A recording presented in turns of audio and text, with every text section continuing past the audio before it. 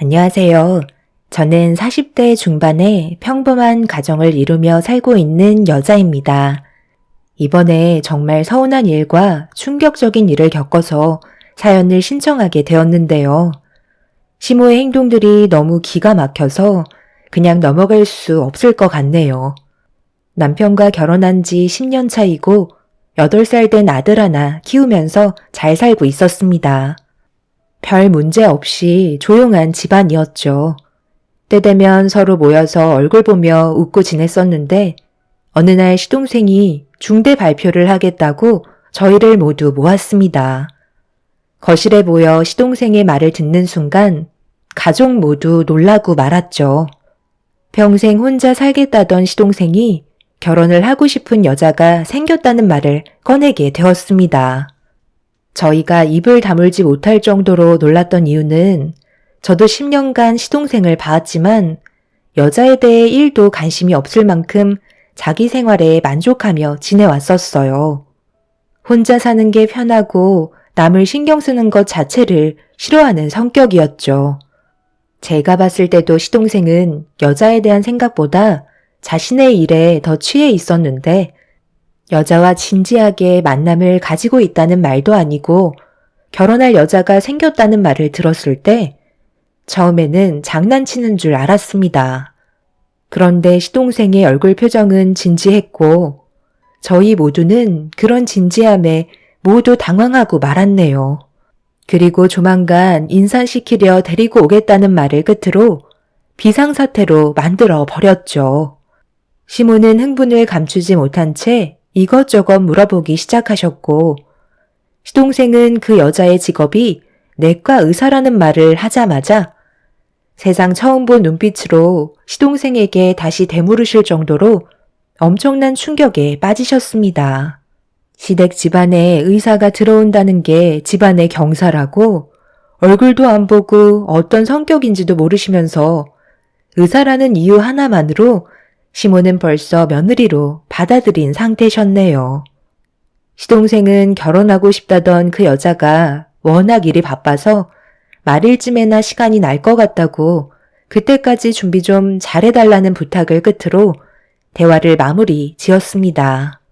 저 또한 예비동서가 될 사람이 시댁에 들어올 때까지 저에게 엄청난 일들이 펼쳐질 거라곤 상상도 못했고 전혀 다른 사람의 모습을 보고 말았네요. 시댁과 저희 집이 걸어서 15분 정도인데 시모는 다음날 아침 일찍 저를 시댁으로 부르셨어요. 주부인 저는 시모가 부를 때 시댁에서 일손을 도우며 살아왔었습니다.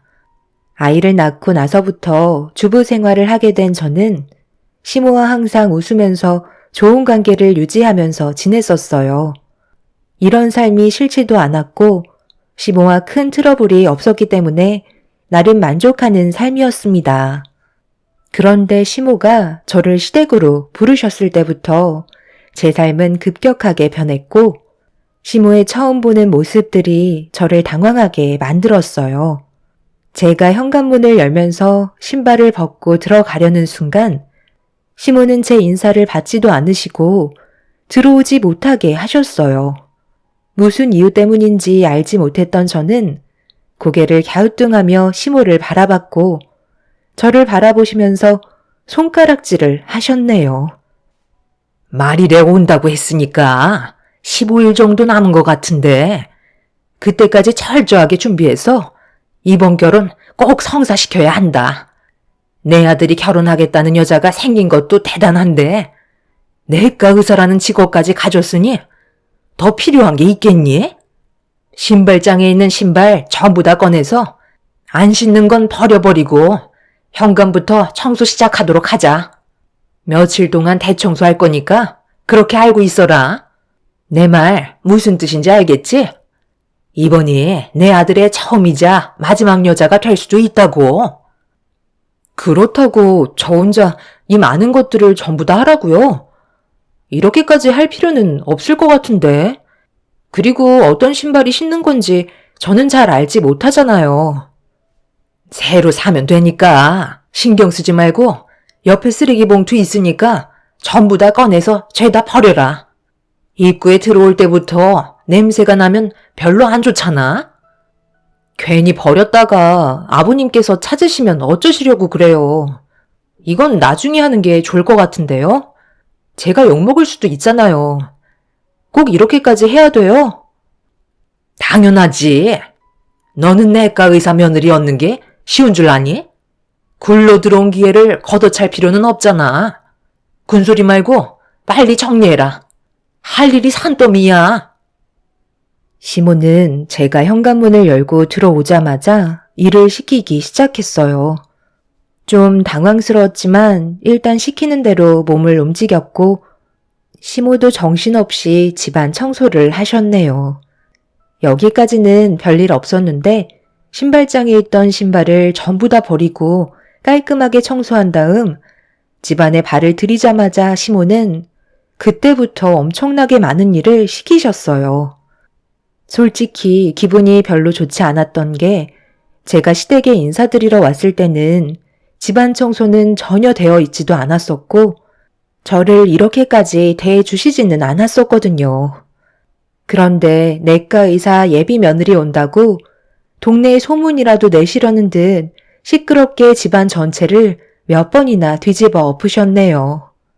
아침도 안 먹고 일을 시작해서 점심이 되어서야 겨우 숨 좀 돌리자 시모는 제가 고생하는 걸 아셨는지 밥 먹자며 주방으로 부르셨고 저는 그새 기분이 풀려서 주방에 들어가 자리에 앉는 순간 짜증이 확 밀려왔습니다.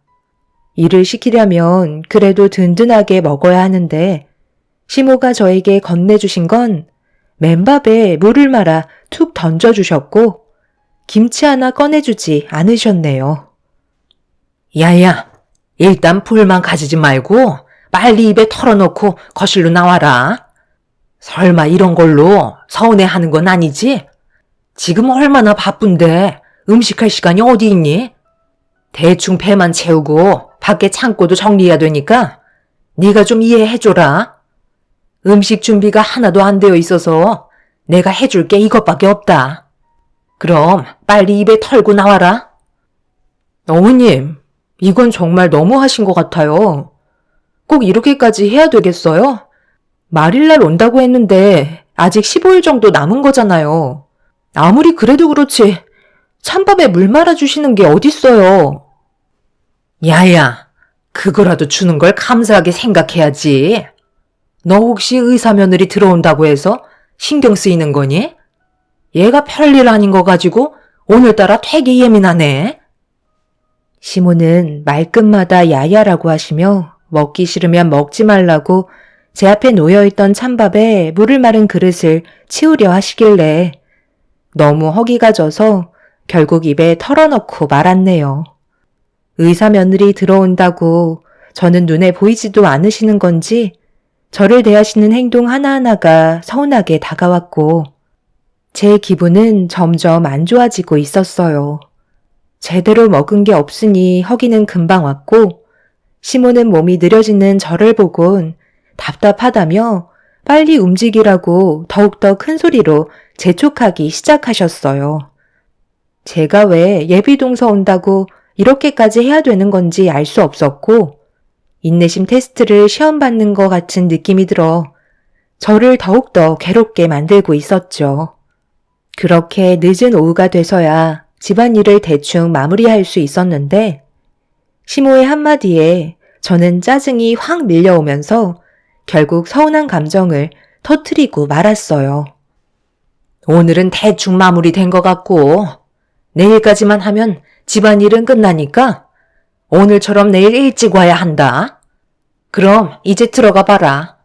무슨 할 말이 아직 남았니? 어머님, 솔직히 집에서 일을 해주는 가정부도 고생했다는 말 한마디 정도는 듣는데 저한테 조금도 고마워하지 않으시고 당연하게 생각하시는 것 같아 좀 그렇네요. 그리고 아침부터 저녁 때까지 부리셨으면 밖에서 외식은 아니더라도 제대로 된 저녁밥 정도는 차려주셔야 하는 거 아닌가요? 저 지금 온몸이 후들거릴 정도로 체력이 바닥난 상태예요. 어머님은 저에게 지시만 하셨지 예비 의사 며느리 받게 생겼다고 여기저기 전화만 하셨지 집안일에는 전혀 손도 안 대셨으면서 저에게 좀 미안하지 않으세요? 지금 이 상태로 집에 들어가서 저녁 준비를 어떻게 해요? 그리고 저 내일 약속 있어서 못 올 것 같아요. 아까부터 얼굴에 불만이 한가득이더니 그래서 나보고 지금 저녁 준비라도 하라는 거니? 집에 가서 외식하면 되는 거 아니야? 대충 융통성 있게 대처하면 되는 거지. 뭘 그리 예민하게 받아들이고 있어?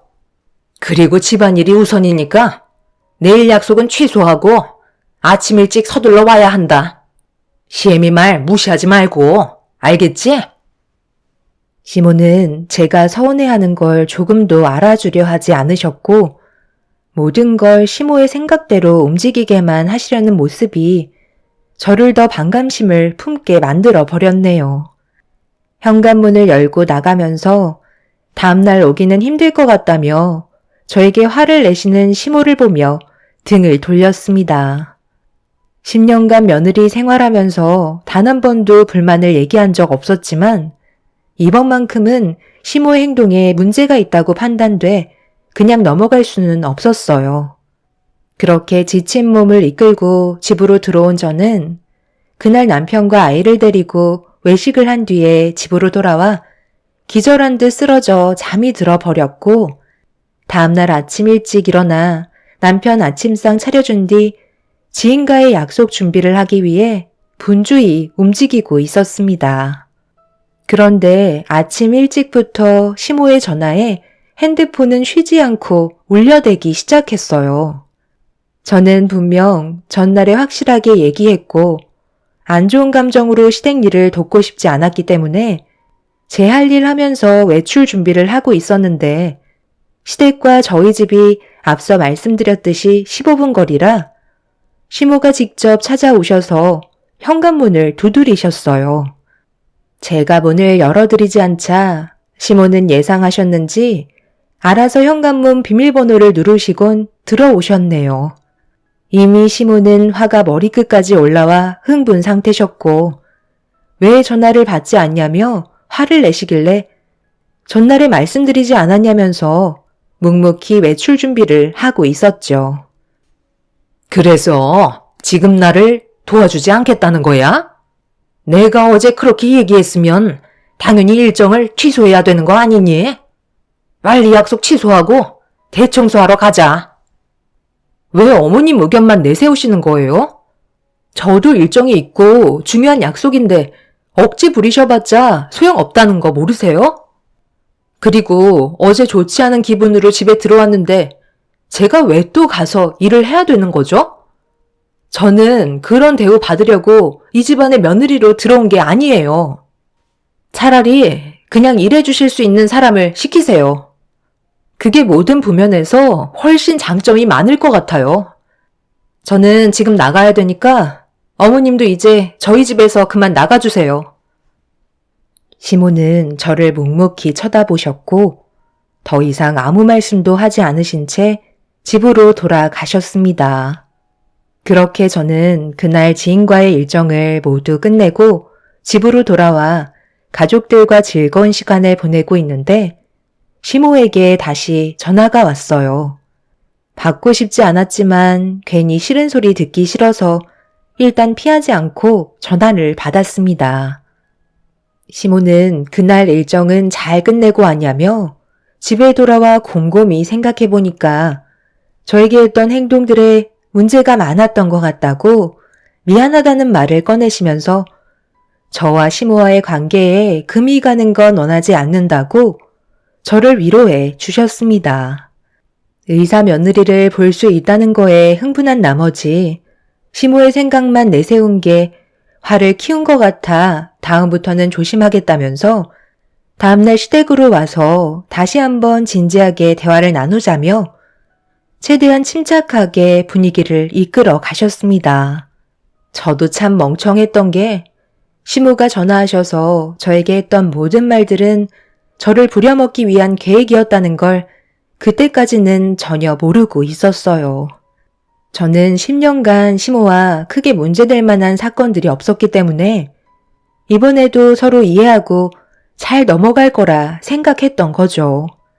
그런데 다음날 시모의 부름에 시댁에 들어갔을 때 제가 멍청했다는 걸 확실하게 알 수 있었고, 전날에 저에게 했던 모든 말들은 전부 다 거짓이었다는 걸 확실하게 알 수 있었습니다.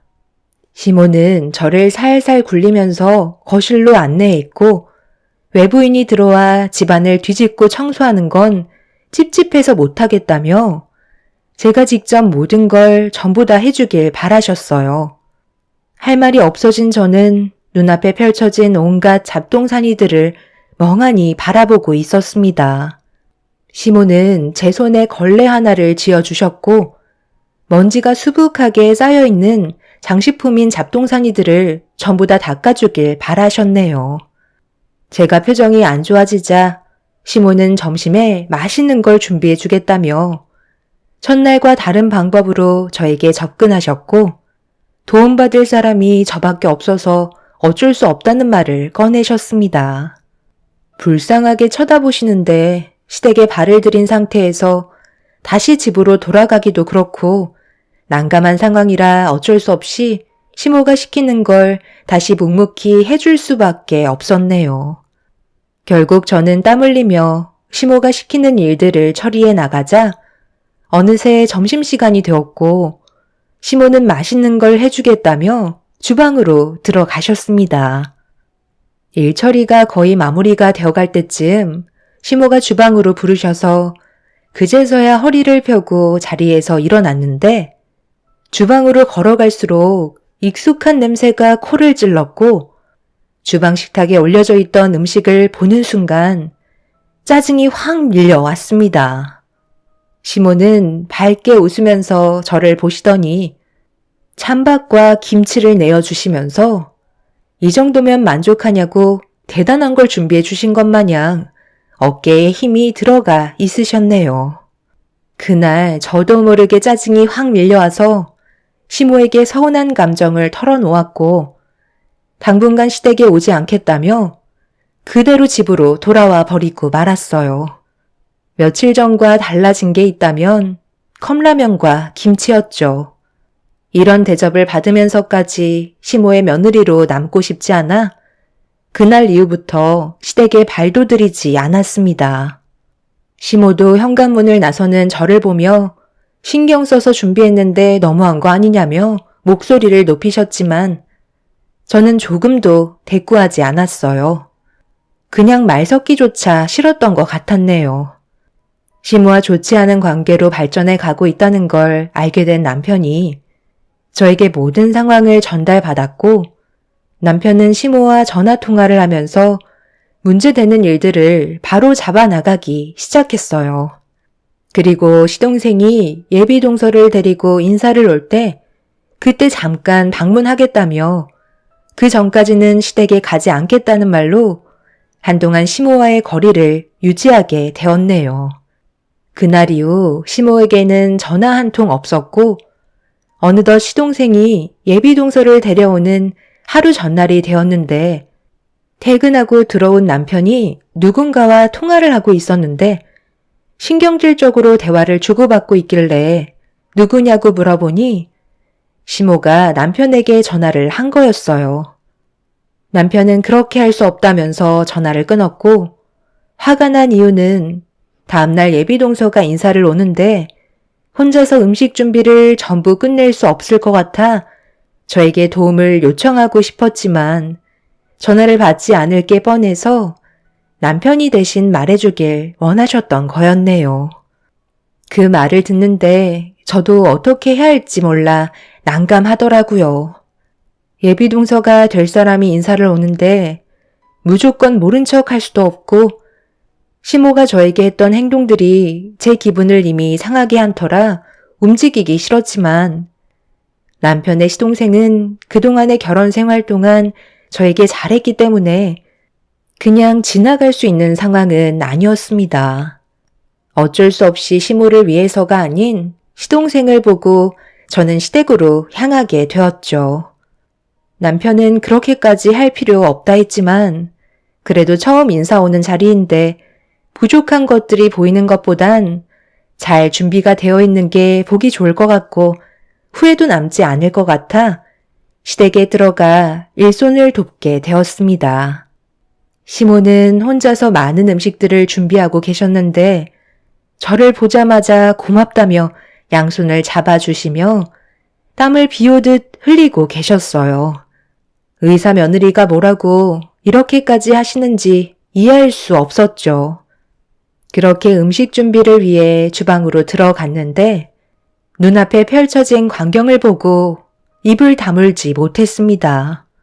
제가 생각했던 거와 다르게 상당히 많은 음식들을 준비할 계획이셨는지 몇 시간 도와주는 걸로 끝날 상황이 아니었어요. 입을 다물지 못하고 있자 시모는 의사 며느리 오는데 이 정도는 해야 되지 않겠냐며 저에게 앞치마를 건네주셨고 재료 손질만 새벽 3시까지 하게 되었네요. 모든 준비가 끝나고 좀 쉬고 싶었는데 시모는 기분이 들뜨셔선 콧노래를 부르시며 쉬지 않고 음식을 준비하셨고 저도 옆에서 최선을 다해 일을 도왔습니다. 그렇게 모든 음식들을 전부 다 끝낸 뒤 시간을 보니 어느새 예비 동서가 몇 시간 뒤면 올 시간이 되었고 잠깐의 시간 동안 쉬려고 방에 들어가려 하는데 시모가 저를 멈춰 세웠습니다. 그리고 저에게 걸레를 던지시더니 집안 전체에 먼지가 있으면 전부 다 닦아내라면서 당연하다는 듯 행동하셨고 저는 이미 체력이 바닥이 난터라 몇 시간만 쉬고 싶다고 말하자 시모는 제 말을 무시한 채 살림 도우미로 왔으면 쥐죽은 듯 시키는 거나 하라는 상처되는 말을 하셨습니다. 혼자서 음식 준비하는 게 힘드실까봐 그래도 가족이기 때문에 도와드리려고 왔는데 정작 음식 준비가 끝나니 얼굴색이 싹 바뀌셔선 당연하다는 듯 행동하셨어요. 이미 한계치에 달했던 저는 분노가 머리끝까지 올라와 버렸고 시모에게 불만을 털어놓으려는 순간 새벽에 외출을 하셨던 시부가 남편과 제 아이를 데리고 집으로 들어오셨네요. 시모와 제가 분위기가 좋지 않다는 걸 알아챈 남편과 시부는 무슨 일 있었냐며 가까이 걸어오시길래 그날은 중요한 날이기 때문에 최대한 분노를 억누르면서 방으로 들어와 버렸습니다. 뒤따라 들어온 남편이 어떤 상황이었는지 물어보자 저는 그제서야 좀 전에 있었던 일에 대해 얘기했고 남편 또한 기분이 많이 좋지 않은 듯 표정이 어두워지고 말았어요. 그렇게 최대한 감정 조절을 하면서 음식 준비하느라고 분칠도 못한 몰골을 보면서 화장대에 앉아 정신없이 준비를 했고 그 사이 시동생과 예비동서가 왔는지 시동생의 목소리가 저희 방에까지 들려오고 있었습니다. 저희 부부는 급하게 현관문 쪽으로 걸어 나갔고 뒤이어 시부모님께서도 예비 며느리를 반겨주겠다며 서둘러 나오셨는데 중문이 열리면서 시동생 뒤에 있던 예비 동서를 보자마자 분위기가 이상하게 흘러갔어요. 어색하게 인사를 주고받았고 시동생은 도와달라며 저희에게 도움을 요청했습니다. 일단 남편과 함께 시동생이 해달라는 대로 도와주긴 했는데 시모가 시동생과 예비 동서를 바라보면서 지금 뭐 하는 거냐고 다짜고짜 소리를 지르셨습니다. 시동생은 무슨 문제가 있냐고 되물었네요. 지금 문제가 없다고? 너 나랑 장난하는 거니? 인생 말아먹을 작정이야? 내과 의사라고 해서 내가 그동안 얼마나 들떠 있었는데 어떻게 이런 상황을 만들 수 있어? 뭐가 잘못됐어요? 저는 이 사람을 진심으로 사랑하고 앞으로 평생 옆에서 있어주겠다고 약속까지 했는데요. 오히려 엄마가 이렇게 나오는 게 더 이상하죠. 이 사람이 이렇게 된 게 누구 때문인데요? 엄마 때문이잖아요. 그때 엄마가 신호만 잘 지키셨어도 이 사람 가족은 전부 살아있었을 테고 행복한 삶을 누려왔을 텐데 모든 삶을 전부 빼앗아간 사람이 바로 엄마잖아요. 그런데 지금까지 제대로 된 사과를 단 한 번이라도 하신 적 있으세요? 엄마가 온 동네에 떠들고 다녔던 의사 며느리 맞는데 뭐가 문제라는 거예요? 두 다리를 잃어서 그게 마음에 안 드세요? 이 사람이 받은 상처 제가 전부 다 짊어지겠다는 건데 오히려 엄마가 저한테 감사하셔야죠. 그동안 모르셨겠지만 제가 이 사람 마음을 얻으려고 곁에서 얼마나 많은 시간을 쏟아 부었는지 아세요? 그렇다고 내가 사고 낸 사람의 가족과 살겠다는 건 말도 안 되는 거지. 내 잘못으로 한순간에 이 여자의 가족들이 세상을 떠나고 이 여자는 두 다리를 잃었는데 어떻게 가족이 될 수 있다는 거야? 나는 절대 이 결혼 반대할 거고 네가 그런 삶을 사는 걸 원하지 않는다. 차라리 그냥 혼자 살아라. 그럼 유정 씨는 누구한테 도움을 받고 의지하면서 살아가야 하는 거죠?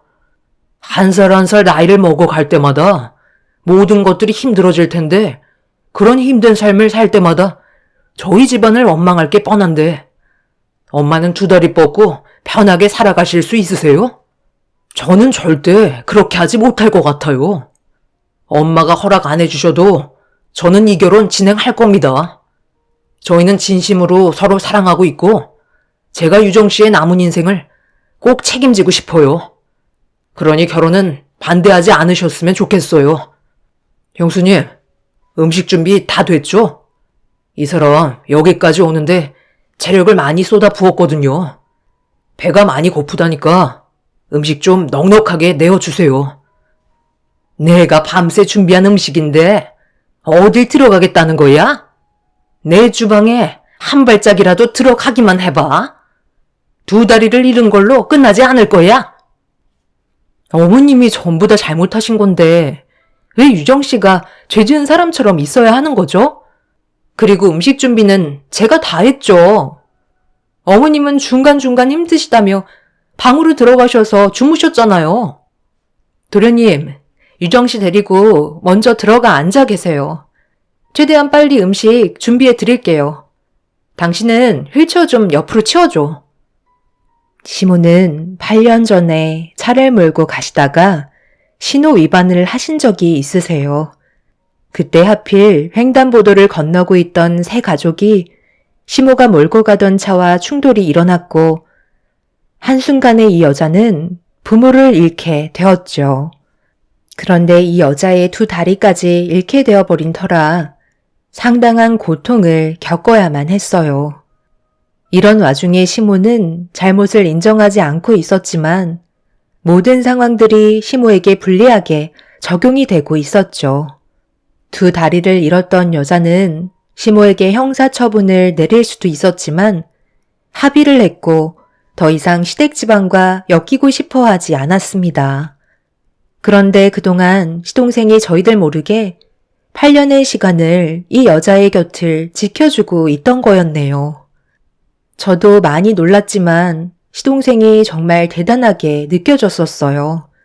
이런 결정을 내릴 수 있는 사람이 많지 않을 텐데 시동생은 자기 가족의 잘못을 끝까지 책임지고 싶어하는 마음을 가지고 있었고 두 다리를 잃은 여자는 결국 시동생의 마음을 받아주게 되었던 거죠. 한 가족의 인생을 송두리째 망가뜨린 시모는 한마디 사과를 한 적도 없었지만 그 뒤에서 시동생은 그 여자에게 자신의 모든 걸 내어주면서 용서를 구했고 둘이 평생 함께하겠다는 결정까지 내린 상태였어요. 그 누구도 쉽게 할 수 없는 결정을 시동생이 했기 때문에 정말 존경스러울 뿐이었네요. 저는 두 사람을 위해 전날에 힘들게 만들었던 음식들을 내어주었고 시모는 음식에 절대 손대지 못한다며 난리를 치셨지만 남편과 시부가 시모를 모시고 밖으로 나가면서 상황은 대충 정리가 되었습니다.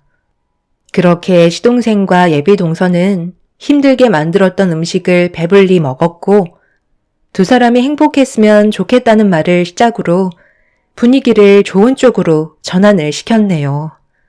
남편과 시부도 자리에 참석해 이런저런 대화를 주고받으면서 차분하게 상황을 이끌어 나가고 있었는데 현관문 밖에 계셨던 시모가 문을 열고 들어오려 하시길래 제가 급하게 나가 시모를 가로막아섰어요.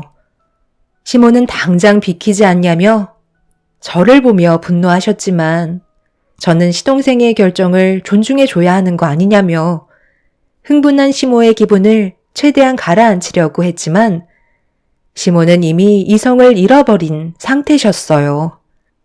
결국 제 머리채를 잡은 뒤 패대기 치셨고 남편과 시부가 말리기도 전에 상의에 있던 음식들을 전부 다 바닥으로 쓸어내렸습니다. 시모는 예비 동서의 머리채를 잡으려 하자 시동생이 털끝 하나라도 건들면 평생 얼굴 안 볼 거라며 인연을 끊겠다는 말을 꺼내게 되었습니다. 이미 시모의 귀는 닫혀 있던 상태라 시동생의 말은 들리지 않았어요. 예비 동서의 머리채를 잡으면서 여기가 어디라고 발을 들이냐고 당장 기어서 나가라는 충격적인 말을 뱉으면서 집안을 아수라장으로 만들어 버리셨습니다. 시부는 이성을 잃어버린 시모를 진정시키기 위해 뒤에서 말렸지만 계속해서 흥분을 감추지 못하시자 시부는 시모의 뺨에 손을 올려 붙였습니다. 왜 애들 보고 나가라고 하는 거야? 그냥 당신이 나가면 되겠네. 이런 상황을 만든 건 전부 다 당신 탓 아니야? 그런데 잘못도 없는 애한테 물리적으로 행동해? 지금 여기에 모여있는 가족들 중에 반대하는 사람 당신뿐이니까 당신이 이 집을 나가면 되겠네. 나는 내 아들의 의견을 존중해 줄 거고 앞으로 평생 행복하게 잘 살았으면 좋겠어. 그래, 처음엔 동정심이었을 수도 있겠지. 하지만 지금은 사랑이라잖아.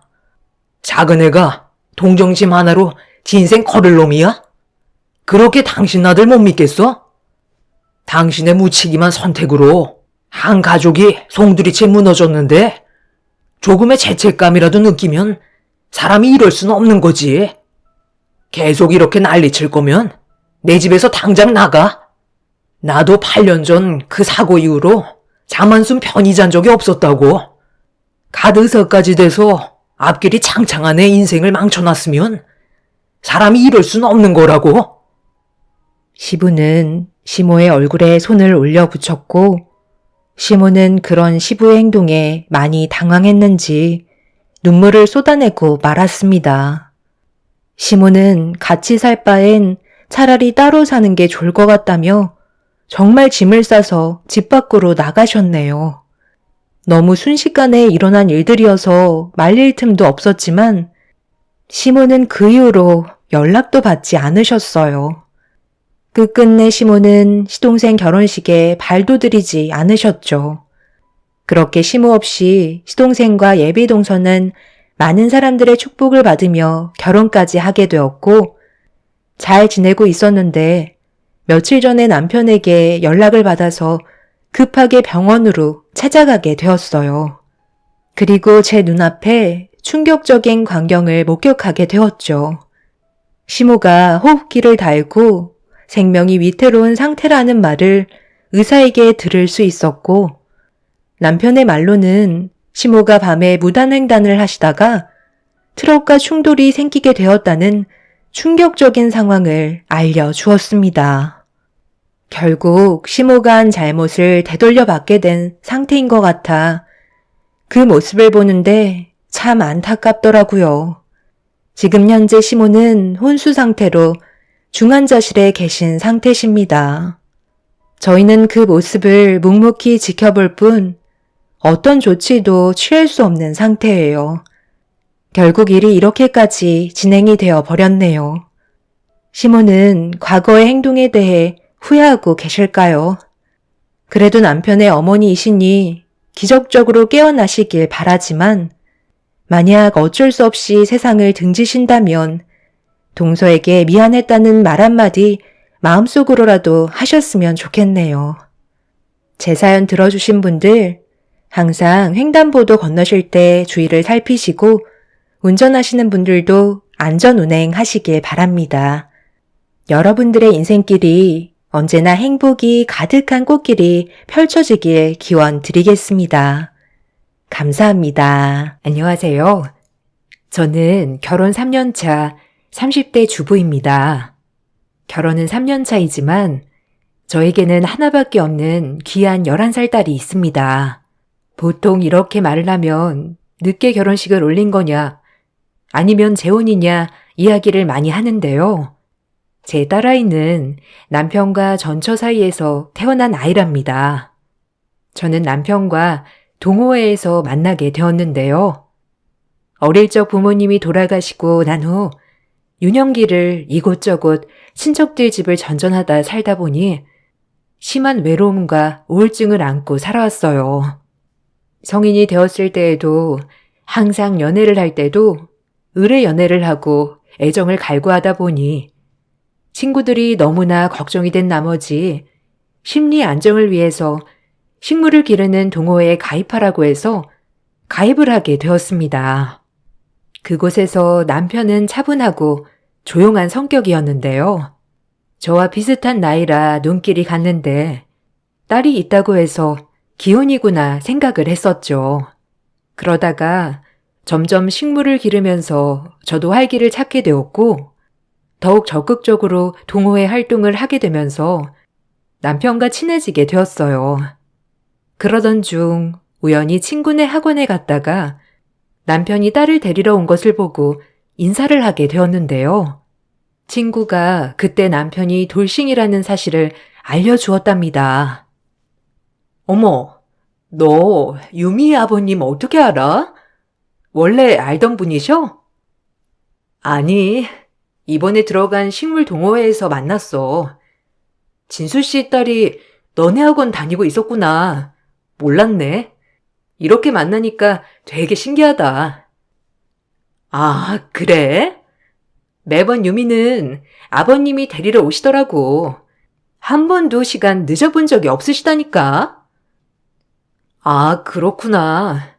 근데 어머니는 데리러 안 오시는 거야?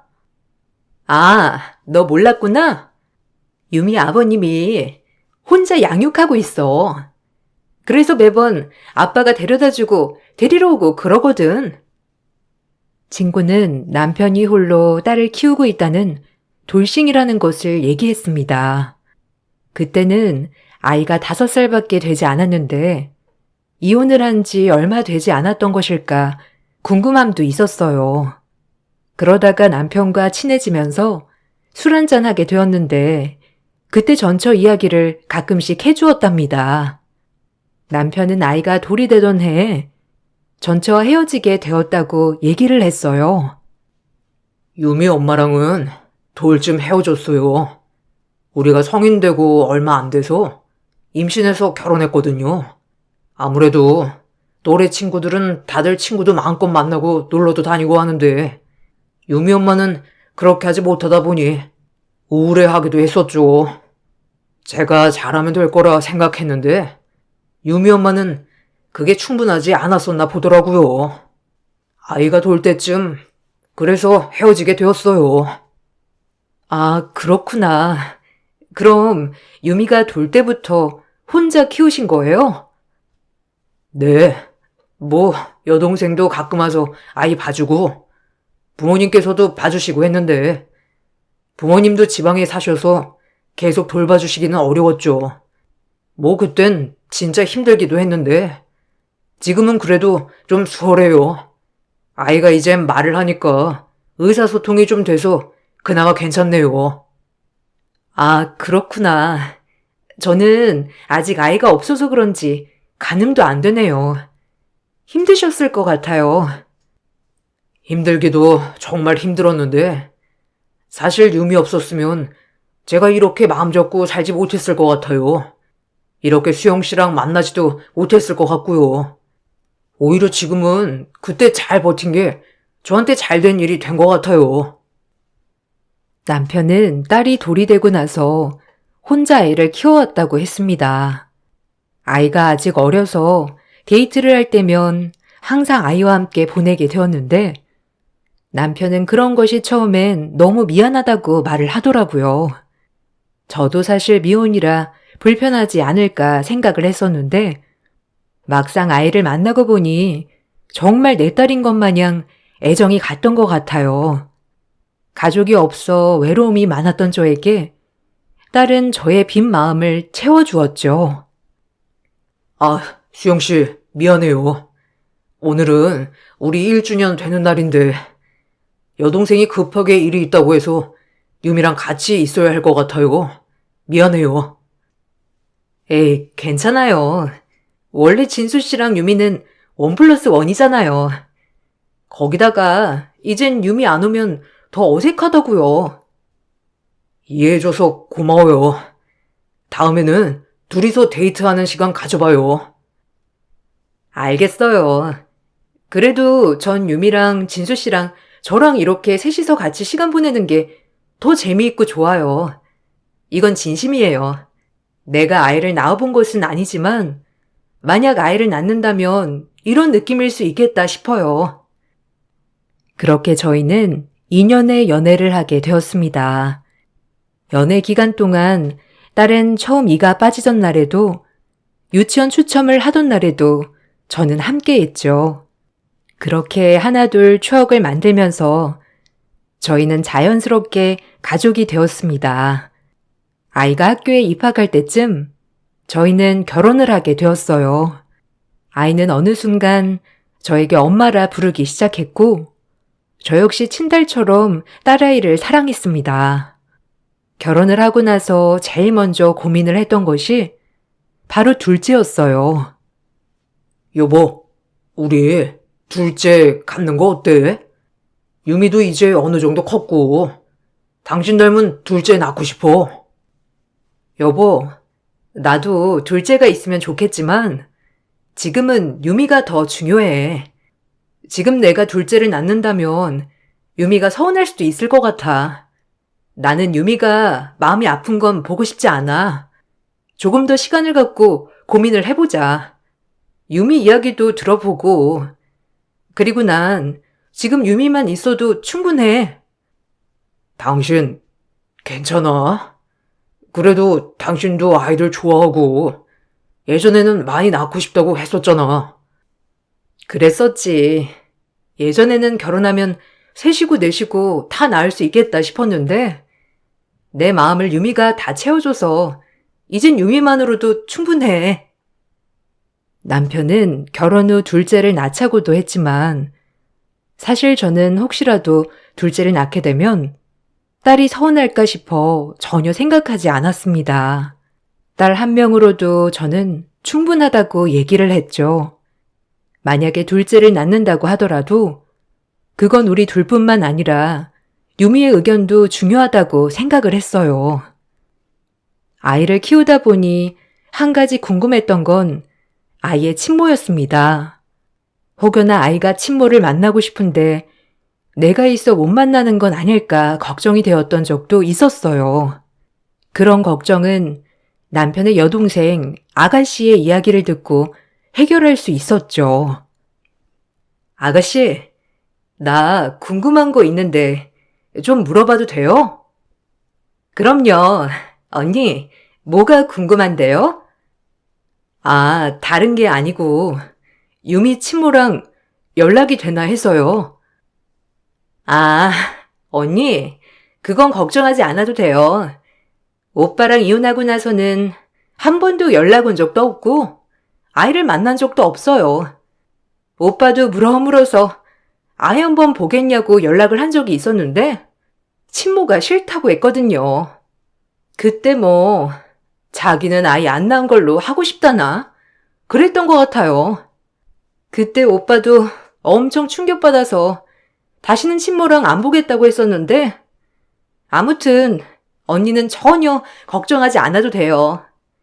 저도 유미가 친모를 궁금해하진 않을까 싶어서 한번 살짝 물어본 적이 있었는데 별로 궁금해하지도 않고 보고 싶지도 않다고 하더라고요. 유미가 그래요? 한 번도 연락이 온 적이 없었어요? 아, 이번에 오빠 결혼한다는 소식을 어떻게 들었는지 저한테 연락이 한번 온 적은 있었죠, 뭐. 오빠 결혼한다. 딸 있는 것도 다 알고 같이 살 거라고 하니까 별말 없이 전화 끊더라고요. 뭐 염치가 있으면 연락 못 하겠죠. 지금까지 만나보지도 않고 양육비를 준 것도 아니고 거기다가 주변에는 아이 낳지도 않았다고 하고 다니니 무슨 염치가 있겠어요. 언니는 정말 걱정할 거 하나 없어요. 유미한테도 엄마는 언니니까 걱정하지 말아요. 아가씨는 혹시라도 제가 불안해할까 싶어 친모가 어떤 사람이었는지 모두 얘기를 해 주었답니다. 남편에게는 물어보아도 자세히 말을 해주지 않았고 저 역시 크게 궁금하지 않았지만 항상 친모 이야기에는 소스라치게 싫어하는 모습을 보여줬던 터라 왜 그럴까 생각은 했었거든요. 이야기를 들어보니 왜 남편이 그토록 싫어했는지 알 것 같더라고요. 그리고 오빠도 친모랑 연락할 생각 전혀 없을 거예요. 그렇게 집안에 똥을 싸질러 갔는데 없던 정도 다 떨어질만 하죠. 오빠가 전처 얘기 말 안 해줬어요? 네, 별로 말한 적은 없었어요. 왜요? 사이가 많이 안 좋았어요? 사이요? 뭐 좋다마다 할 것도 없었어요. 성인 돼서 첫 연애였는데 바로 임신해서 부랴부랴 결혼했었거든요. 아이를 낳았는데 그때 자긴 10달 동안 아이 품느라 친구도 못 만났으니 아이 낳았으니까 놀러 다니겠다 선언했던 모양이더라고요.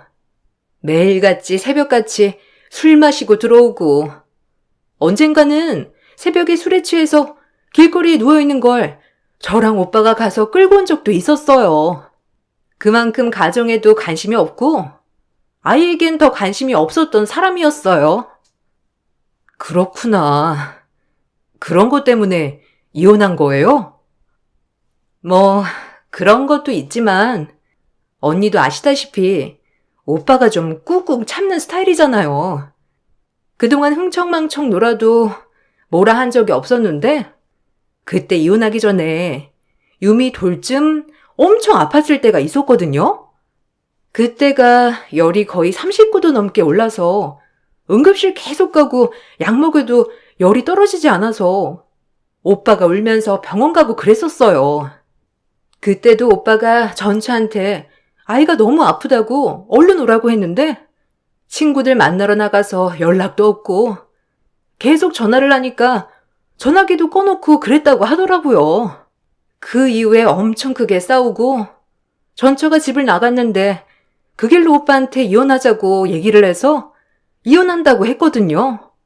뭐 오빠도 많이 참았고 아이 보고 꾹꾹 참고 있었는데 터진 거였죠. 아가씨가 전해준 이야기는 정말 놀라웠습니다. 딸아이의 친모는 돌쟁이 아이가 고열로 아픈 날에도 친구들 만나 술을 마시러 다니고 연락도 받지 않았던 것이었죠. 남편이 일을 하느라 출근을 했을 때에도 아이를 거의 방치하다시피 해서 퇴근 후가 되면 기저귀가 터지다 못해 밖으로 소변이 샌 적이 부지기수였다고 해요. 그런 친모는 이혼 후에도 아이를 만나기는커녕 양육비도 한 푼 보내온 적이 없었죠. 그런 친모가 남편이 결혼을 한다고 하니 연락을 해왔다고 해서 저도 참 황당했습니다. 그렇지만 딱히 들려오는 얘기도 없었기 때문에 별 생각을 안 하고 있었죠. 그러다가 결혼 1년이 지나고 갑자기 어디서 알았는지 전처에게서 연락이 왔습니다. 안녕하세요. 저 유미 친모예요. 진수랑 결혼했다고는 들었어요. 아, 네. 어떻게 제 번호는 아시고 연락하신 거죠? 그건 알 거 없고요. 우리 유미한테 혹시라도 나쁜 짓 하시면 가만 안 둘 거예요. 그거 알려드리려고 전화했어요.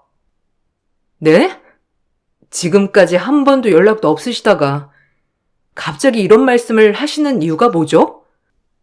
지금까지 다 사정이 있어서 그랬던 거고.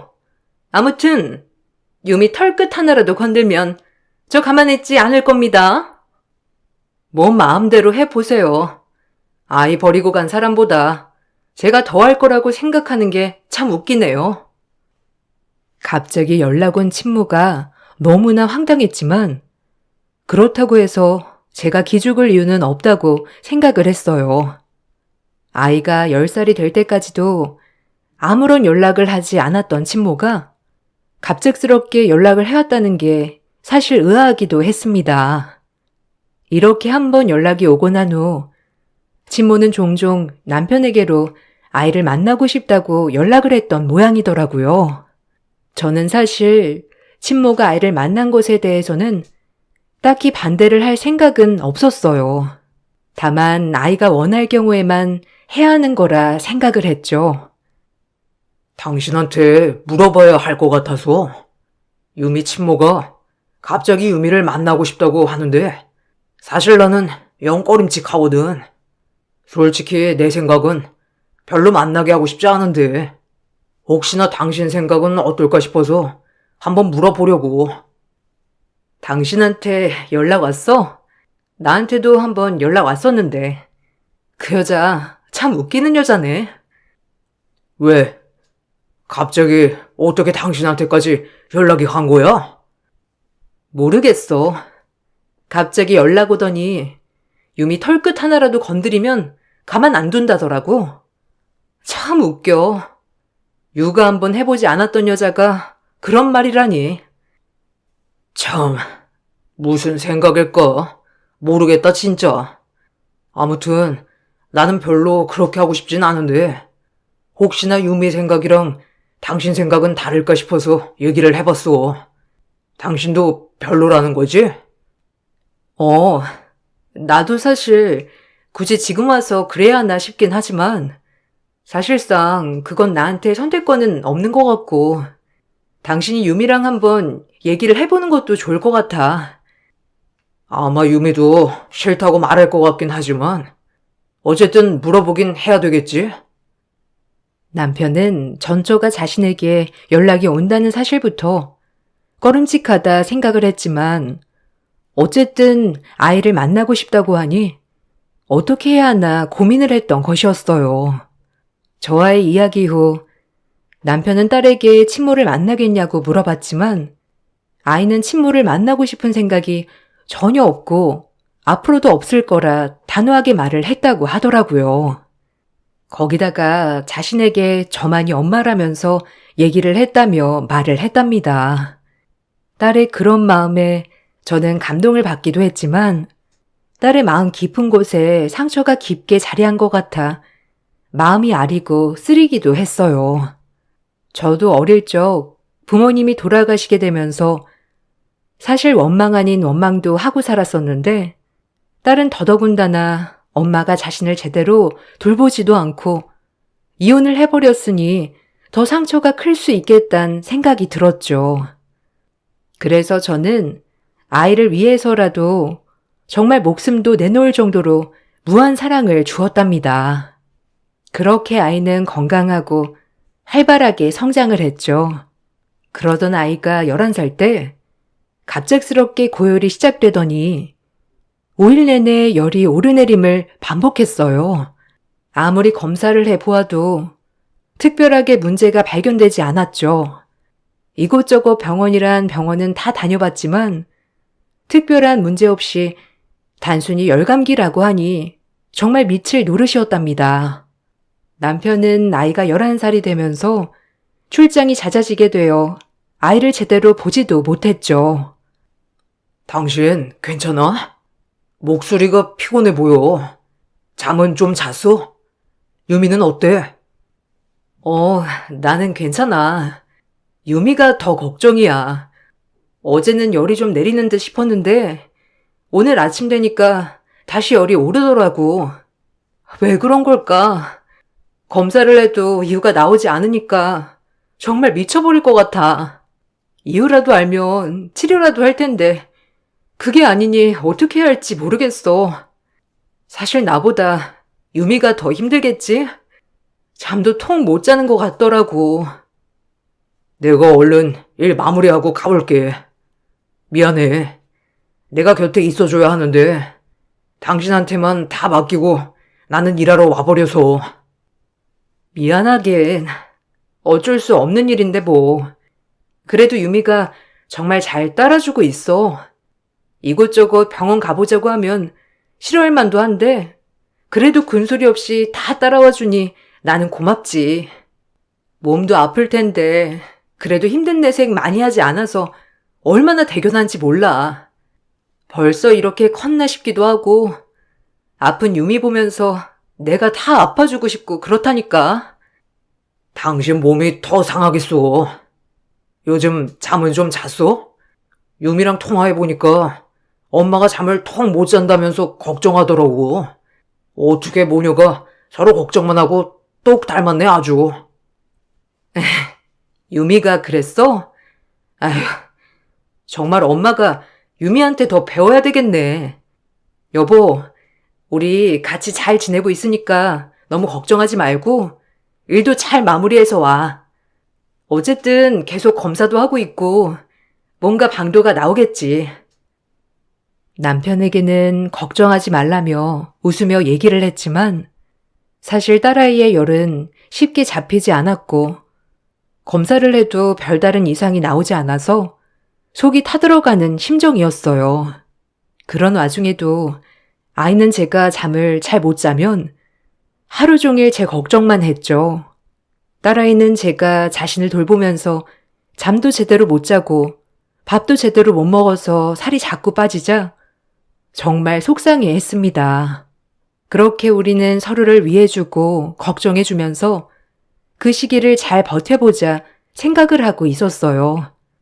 그러던 중 어느 날 딸이 고열로 입원을 했다는 걸 어떻게 알았는지 전처가 입원한 병원으로 찾아왔더라고요. 이미 병실로 들어오는 얼굴에서부터 화가 가득했는데 들어오자마자 바로 내 따귀를 올려쳤습니다. 저는 너무 깜짝 놀랐고 아이 역시 크게 놀란 상황이었어요. 내가 얘기했지? 내 딸 털끝 하나라도 건드리는 날엔 너 가만 안 두겠다고. 지금 이게 뭐 하는 거야? 고열? 고열로 몇 날 며칠을 입원하고 있는 게 말이나 돼? 너 우리 딸한테 뭔 짓 했어? 뭔 짓을 했길래 애가 이렇게나 아파? 저기, 진정하고 일단 밖에 나가서 이야기합시다. 왜? 왜 밖에 나가서 얘기를 해? 여기서 해. 당신이랑은 사람들 많은 곳에서 얘기해야 되겠어. 개모라고 애 미워하지 말라고 내가 누누이 얘기했는데 그걸 무시해서 이 사단을 내? 아이 다 듣고 있으니 제발 진정하시고 일단 밖으로 나가자고요. 이건 내 몸에서 손대지 마. 하나밖에 없는 내 딸 소중히 여겨주기는커녕 아프게 만들었다고? 내가 당신 가만 안 둘 거야. 소리소리를 지르면서 행패를 부리는 전처를 보며 저는 따귀를 맞았다는 사실보다 딸아이가 혹시라도 듣게 되면 마음에 상처를 받을까 싶어서 얼른 수습해 밖으로 데리고 나가려고 했어요. 그렇지만 전처는 제 손을 뿌리치기 바빴죠. 그러던 중 딸아이가 갑자기 친모의 머리를 잡았습니다. 이 거지야! 어머, 야, 너 뭐 하는 거야? 이거 못 나? 얘 왜 이러는 거야? 이건 나!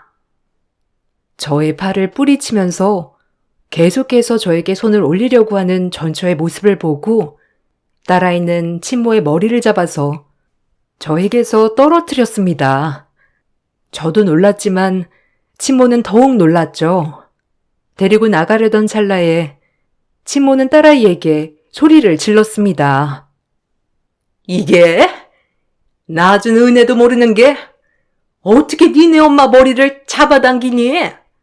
네가 잡아야 할 머리는 내가 아니고 이 아줌마 머리야.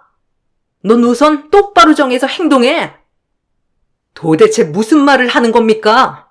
아직 어린애한테 할 말 못할 말이 따로 있지?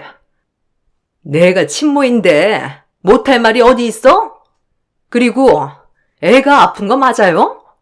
하는 거 보니 아픈 거 같지도 않은데. 뭐라고요? 당신 쓸데없는 얘기하지 말고 당장 따라 나와요. 저는 친모의 손목을 잡아 끌고 병실 밖으로 나왔습니다. 정말 황당하고 어이가 없었지만 무엇보다 걱정되는 건 친모의 태도에 상처를 받았을 저의 딸이었어요. 속부터 부글부글 끓어오르는 마음을 겨우 진정하고 저는 친모에게 화를 내기 시작했습니다. 어디서 낳아준 은혜를 말해? 당신한테 무슨 권리가 있다고? 나 유미 낳아준 엄마예요. 그것만으로도 이미 권리는 충분하지. 그리고 당신은 유미 친모가 아니고 계모잖아. 계모하면 떠오르는 게 뭔지 몰라요? 당신 우리 유미한테 뭔 짓을 했길래 애가 이렇게 아파? 도대체 무슨 생각으로 사시는지 모르겠지만 당신보다 내가 유미 더 잘 알고 정성으로 키웠어. 다른 사람도 아니고 당신한테 내가 이런 소리 들을 만한 건 아닌 것 같은데? 고작 몇 년 키운 거 가지고 생색은? 뭐 유미 무슨 병이라도 걸렸어요? 병 같은 소리하고 앉아있네. 뭔 병이 걸렸겠어? 그딴 소리 할 거면 당장 꺼져. 어디 아픈가 보네. 유미 진단서 내가 받아야겠으니까 준비해요. 그게 당신이 왜 필요한데? 당신은 우리 딸한테 아무것도 아니야. 낳았다고 전부라고 착각하는 모양인데 당신은 유미 낳기만 했지 아무것도 한 게 없어. 알기나 해? 딸한테 내가 아무것도 아닌지는 두고 봐야 알겠지. 어쨌든 진단서 저한테 보내요. 학대 흔적 내가 찾을 테니까. 학대? 혹시 본인 얘기하나? 돌쟁이 놓고 다닐 때는 학대라고 생각 안 했나 보지? 저는 딸 친모의 태도에 황당하고 어이가 없었습니다. 이제 와서 엄마 노릇을 하려고 하나 기가 막히기도 했죠. 갑자기 진단서까지 전해달라고 하니 참 많은 생각이 들더라고요. 그때 출장 가서 며칠 후에나 돌아온다던 남편이 급하게 병원으로 들어왔습니다. 저와 전처가 밖에서 싸우고 있는 모습을 보고는 많이 놀랐죠. 뭐야? 당신이 여기 왜 있어? 오랜만이야. 내가 여기 못 올 때인가? 내 딸이 아프다는데 와봐야지. 근데 당신은 이런 것도 말 안 해주고 너무하네. 너무하긴 뭐가 너무해? 지금껏 아플 때 연락해도 한 번 보이지도 않았잖아. 근데 이렇게 뻔뻔하게 찾아오다니? 당신도 참 대단하네. 칭찬이야? 고마워. 어쨌든 딸 아프다고 하니 한번 와봤어. 계모가 혹시나 우리 딸 때렸을 수도 있는 거니까. 말 조심해. 어디서 함부로 그런 말을 해? 당신이 아이 낳고 한 것보다 훨씬 배는 더 잘하고 고생한 사람한테 그딴 말을 짓거려? 애처가 납셨네. 아무튼 우리 딸 괴롭힌 흔적 있으면 이 여자고 당신이고 가만두지 않을 거니까 그렇게 알아. 웃기네요, 당신. 10년 동안 한 번을 연락도 면접 교섭도 안 하다가 이제 와서 엄마 노릇 하려고 하는 이유가 뭐예요? 아니, 그렇게 부모 대접 받고 싶었으면 지금까지 안 준 양육비나 내놓고 말이라도 하던지. 그러니까 당신 나한테 양육비도 한 푼 안 줘놓고서는 무슨 부모 노릇이야? 전처는 양육비 얘기가 나오자마자 자리를 벗어나기 바빴어요. 부랴부랴 병실로 들어가 보니 딸은 어느 정도 진정이 되었는지 웃으면서 아빠를 맞이해 주었죠. 남편이 올 거라 전혀 생각하지도 않았는데 갑자기 오니 깜짝 놀라 물어보았습니다. 당신 며칠은 더 있어야 올 수 있는 거 아니었어? 어떻게 오늘 이렇게 올 수 있었어? 아, 사실 동생이 자기한테 전처 연락이 왔었다고 하더라고. 아이 아픈 건 또 어디서 알았는지. 어디 입원했냐며, 언제부터 아팠냐며, 병 걸린 건 아니냐며 꼬치꼬치 깨묻길래 대답은 안 하고 바로 끊어서 나한테 전화를 했어. 나도 갑자기 연락이 왔다고 하니까 이상해서 뭔가 여기 올 것 같다 생각이 들어서 오게 된 거지. 일은 다 마무리했어. 걱정하지 마. 당신 와서 든든하다. 얼마나 마음이 쓰였어. 아이 상태도 궁금했을 텐데. 근데 전처는 왜 갑자기 온 걸까? 글쎄, 사실 좀 생각나는 게 있긴 한데 뭐 정확한 건 아니고. 뭐가? 무슨 일 있었어? 유미 돌 때 말이야. 지금처럼 며칠 동안 고열에 응급실 갔던 적이 여러 번 있었거든. 그때도 전처가 아이가 크게 아픈 것도 확인하지 않고 진단서는 떼고 갔냐? 이런 것만 엄청 물어보더라고. 그래서 뭐 때문에 그런가 봤더니 보험금 때문에 그런 거였어. 그때 정말 온갖 정이 다 떨어졌는데 또 유미 아프다고 하니까 바로 나타난 거 보니 정말 없던 정도 다 털린다. 정말? 설마. 그래도 친모인데 자식 아픈 걸로 보험금 타먹을 생각을 하다니? 나도 그게 참 황당하고 이해도 안 되더라고. 이번에도 아이 아픈 것만 잔뜩 물어봤다고 하니까 그때처럼 그런 생각으로 찾아온 건 아닐까 싶기도 하네. 남편은 딸아이가 돌 때 크게 아팠을 당시에도 전처는 아이가 괜찮냐고 물어보기는커녕 진단서는 떼어왔냐 등등만 궁금해했다고 했어요. 그런 남편의 말에 저는 더욱 놀랐지만 어쩌면 지금도 그런 마음으로 찾아온 것이 아닐까 생각이 들더라고요. 그래서 다음에 만나면 저는 꼭 그 여자의 코를 납작하게 해줘야 되겠다 생각을 하고 있었답니다. 역시나 친모는 그날 이후로도 아이의 병실에 찾아왔더라고요. 잠시 병실을 비운 사이 나타나 있었고 딸아이는 그런 친모를 보면서 화를 내며 인상을 찌푸리고 있었죠. 여긴 또 어떻게 왔어요? 아니, 아이 스트레스 받으면 안 되는데 왜 자꾸 오는 건데요? 스트레스 받으면 안 돼? 왜? 어디가 아픈 건데? 아니, 어디가 아픈지도 나도 알아야 될 거 아니야. 당신이 알 필요도 없고 말해주고 싶은 생각도 없습니다. 지금 당장 병실에서 나가주세요. 딸도 지금 너무 불편해 하잖아요. 불편하긴. 오랜만에 보니까 어색해서 그런 거지. 어색? 모르는 사람이니까 어색하죠. 어쨌든 여기서 이러지 말고 밖에서 얘기 좀 합시다. 말할 것도 있고요.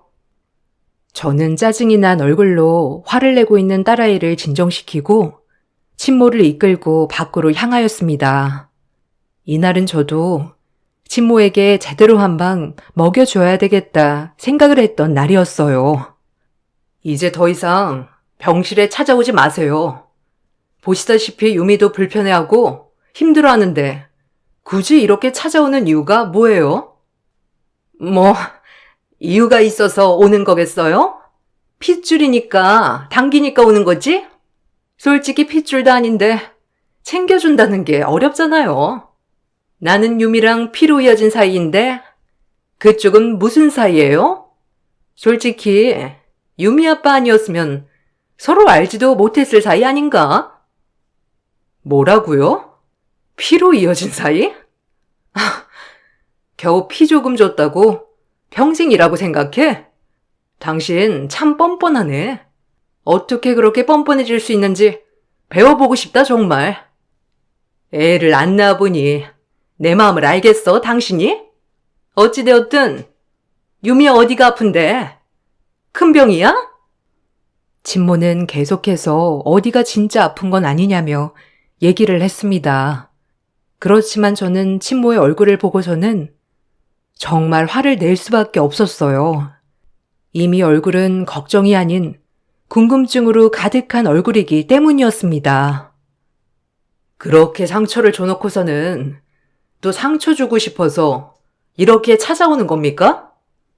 내가 언제 상처를 줬다고 그래? 당신이 계모니까 우리 애 때려서 이렇게 아프게 한 건 아니야? 난 합리적인 의심을 하고 있다고. 아이가 당신 몸에서 태어나긴 했지만 그것 빼곤 당신 뭘 했어? 당신은 아이를 낳은 것만 했지 다른 건 하나도 한 적이 없어. 그래서 고작 몇 년 키웠다고 아이 엄마라도 된 것 같아? 착각하지 마. 유미는 내 딸이지 당신 딸이 아니야. 끝까지 엄마 노릇은 해봐야 되겠다 이거지? 그래, 한번 엄마 노릇 제대로 해봐. 근데 엄마 노릇 하려면 그간 안 줬던 양육비도 다 줘야 하는 건 알고 있지? 아, 이번에는 말로만 하는 게 아니라 당신한테 소장 날아갈 거야. 뭐? 양육비? 그걸 당신이 뭔 자격으로 언급해? 내가 아니어도 남편이라도 했을 거야. 당신 그동안 아이는커녕 아이 낳았다는 것도 숨기려고 아주 지랄 발광을 해놓으셨잖아. 원하던 대로 당신 임신도 출산도 하지 않았어. 그거 내가 인정해 줄게. 그러니 둘 중에 하나만 해. 내가 당신 출산한 거 숨겨줄 테니 더 이상 아이 일에 관여하지 않겠다는 거. 혹은 지금까지 제대로 지급하지 않았던 양육비 일시불로 납부하는 거. 어떤 걸 할래? 뭐? 그 많은 돈을 어떻게 한 번에 보내? 그래. 당신 의지는 그것뿐이야. 딸아이보다 돈 몇 푼이 더 벌벌 떨리는 일이지? 내가 당신에 대해서 하나도 모를 거라 생각해? 당신 요즘 만나는 사람도 있지 않나? 그 사람은 당신이 출산했다는 것도 이렇게 찾아오는 것도 알아? 뭐? 치사하게 이야기할 생각은 아니겠지? 그건 내 자유지. 그건 좀 겁이 나나 보네? 역시 한번 쓰레기는 뒤집어도 쓰레기란 게 사실인가 보네. 지금 바로 집으로 가봐. 양육비 소송 서류 갔을 테니까 꼼꼼히 확인해 보라고. 진모는 당연히 양육비에 대한 얘기가 나오자 언제 그랬냐는 듯 사라지고 말았습니다. 역시나 이번에도 진모는 혹시나 아이가 큰 병에 걸린 것은 아닐까 보험을 노리고 접근을 해온 것이었어요. 아이 이름으로 된 보험을 조회해보니 친모가 가입한 보험이 꽤나 많았습니다. 그걸 알고 나서 참 기가 막히더라고요. 아이가 퇴원을 하고 나서는 언제 그랬냐는 듯 연락이 오지 않았습니다. 처음에는 친모에게 전했던 양육비 청구를 중단할까 싶었지만 딸아이를 위해서라도 받아내야 되겠더라고요. 끝까지 청구를 진행하자 친모는 저에게 연락도 왔습니다. 야, 소송 취하 안 해? 내가 돈이 있으면 어련히 양육비 주겠지. 없는 걸 어떻게 하니? 아, 돈도 없으신 양반이 여행도 가시고 자동차도 바꾸시고 명품백도 척척 들고 다니시는가 봐요. 너 어떻게 알았어? 내 뒷조사하니? 뒷조사는 당신만 하는 건 줄 아셨나 봐요. 당신 똑똑히 들어.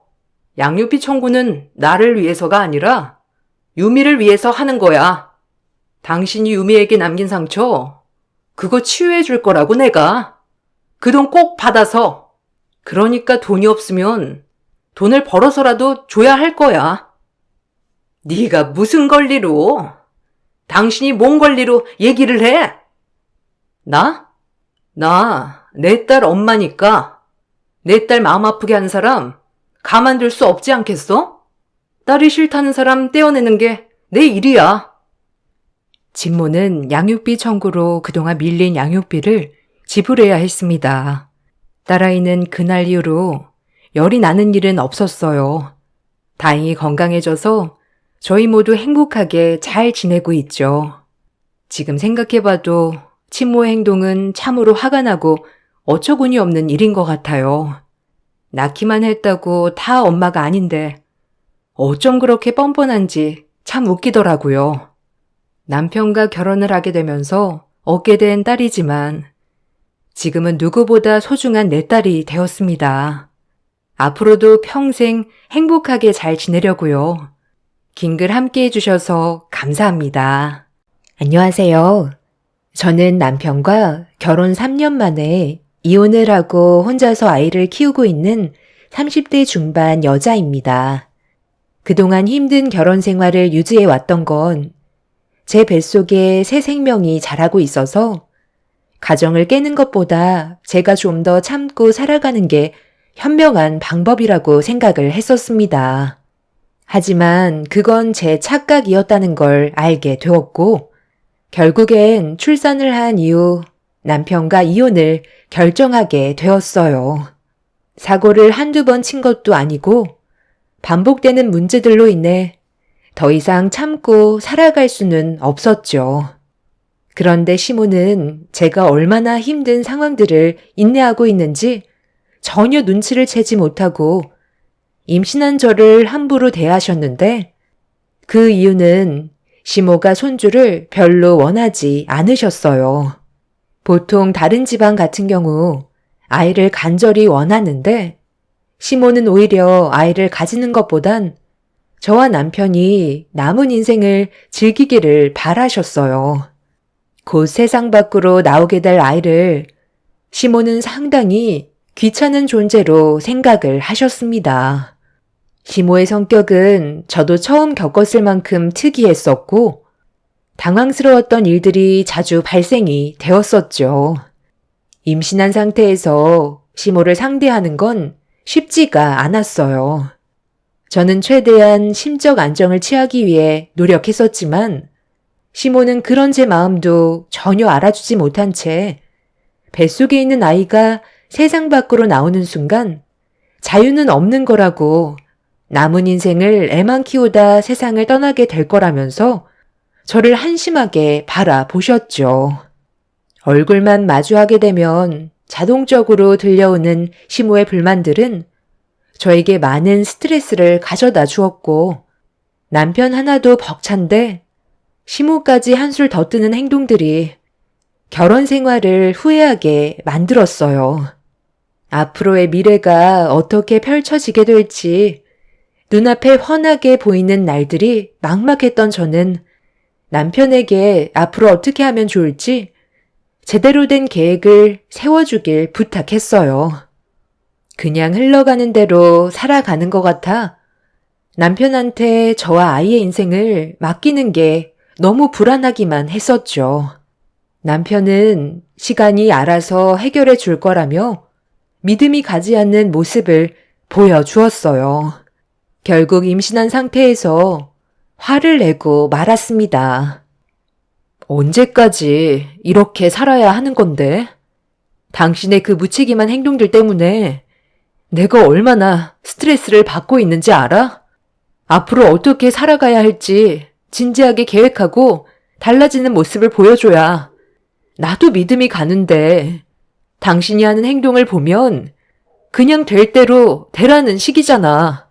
내가 언제까지 그런 모습을 지켜봐야 하는 거야? 제대로 된 계획을 만들어주지 않는다면 나도 더 이상은 같이 살아가기 힘들 것 같아. 앞으로 어떻게 할 생각인 거야? 지금 당장 해결할 수 있는 방법이 있는 것도 아닌데 뭐가 그렇게 급한 거야? 한 번에 모든 걸 처리할 수는 없잖아. 나도 좀 더 잘 살아보겠다고 그런 건데 당신이 좀 봐주면 안 되는 거야? 그냥 나를 믿고 따라와주면 알아서 해결될 문제를 왜 못 기다려서 사람을 미치게 만드는 건데? 당신이 닥달하면 나도 힘이 든다고. 당신 말 정말 웃기게 한다. 내가 언제 닥달했다고 그래? 지금까지 참고 기다려준 것만도 감사하게 생각해야지. 어쩜 당신이나 어머님이나 항상 매사에 계획도 없고 불평불만에 사람을 지치게 만들어? 며칠 전에 어머님 집에 왔다 가셨어. 나보고 뭐라고 하셨는지 알아? 출산하자마자 바로 일자리 알아보라고 하시더라. 우리 집안이 지금 어떤 상황인지 전혀 모르시니까 용돈이 줄어든 부분에 대해서 파악을 못하고 계시지. 그렇다고 당신이 이 집을 홀라당 해먹었다고 말할 수는 없는 거잖아. 언제까지 비밀을 유지할 수 있을 거라 생각하는데. 용돈 좀 올려달라고 내 얼굴만 보면 돈 얘기만 하고 있다고. 내가 조만간 알아서 할 테니까 엄마한테는 절대로 말하지 마. 아빠 귀에 들어가는 순간 내 목숨은 날아가는 거라고. 나도 왜 일이 이렇게 됐는지 모르겠다. 어머님한테 매번 털리는 것도 이제 지친다고. 내 얼굴만 보면 아이 가졌다고 얼마나 뭐라고 하시는 줄 알아? 아이 가지는 것도 허락받아야 되는 건 아니잖아. 이런 시간이 반복이 될수록 나도 더는 버티기 힘들어. 집안의 가장이니까 더 많은 돈을 벌기 위해 노력한다는 건 나도 잘 알아. 하지만 전 재산을 털어서 투자를 하는 건 잘못된 생각이었고, 나와 한마디 상의도 없이 이런 큰일을 당신 혼자 결정했다는 건 내 입장에 대해서는 조금도 생각하지 않았다는 거잖아. 집안 곳곳에 붙어있는 압류 스티커 어떻게 할 거야? 어머님이 저거 보시는 순간 뒷목 잡고 쓰러지시는 건 당연한 거라고. 그럼 또 내 탓으로 돌리시겠지. 나도 정말 일이 이렇게까지 커질지 몰랐는데 많은 돈을 벌 수 있다는 말에 딱 한 번만 크게 투자하고 빠지려고 했지. 인생은 한 방이잖아. 당신이 말하는 그 한 방 때문에 우리 모두 길거리에 나앉게 생겼다고. 앞으로 어떻게 살아가야 할지 너무 막막해. 이대로 가다간 얼마 못 버틴다니까. 그럼 당신이 부업이라도 좀 하면 안 돼? 배가 불렀으니 밖에서 일을 하기에는 무리가 있을 것 같으니까 집에서 손부업 같은 거라도 하면 좋을 텐데. 당신은 나에 대해 전혀 관심이 없구나. 내 손 안 보여? 이게 여자 손이야?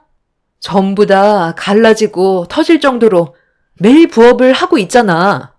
하루 종일 작은 방에 틀어박혀서 허리 한번 제대로 펴지 못한 채 몇 분 벌어보겠다고 부업하는 게 얼마나 힘든지 알아? 당신이 벌어오는 돈은 전부 빚 갚는 데 나가고 내가 부업으로 버는 돈은 전부 생활비로 나가고 있는데 어떻게 부업을 하고 있는 것도 모를 수가 있어? 당신이 이렇게까지 나한테 무관심할 거라곤 상상조차 못했다. 저는 더 이상 남편과 대화조차 섞고 싶지 않아 방으로 들어와 버렸어요. 남편 하나 잘못 만나 힘들어진 인생 전부 제 탓이긴 하지만 모든 상황들을 다시 바로잡기 위해 힘겹게 발버둥 치고 있는데 남편은 노력하고 있는 저에게는 관심조차 없었어요. 퇴근하면 하는 일이 맨날 핸드폰만 바라보고 있으니 제가 부업을 하고 있는지 손이 만신창이가 되어가고 있는데도 전혀 신경 쓰지 않고 있었습니다. 저 몰래 전 재산 털어서 저는 전혀 알지도 못하는 코인이라는 거에 투자를 했다가 전부 탕진을 해버렸고 빚만 잔뜩 있는 상태로 접어들었으면 정신을 차리고 숨은 쉴 수 있게 만들어줘야 하는데 인생은 한 방이라면서 또다시 무언가를 저지르려고 계획하고 있는 모습에 앞으로 남은 인생을 남편만 바라보고 의지할 수 있을지 너무 걱정이 되었었죠. 이런 안 좋은 상황 속에 심호까지 거들고 있어서 제 인내심에도 한계가 느껴지고 있었어요.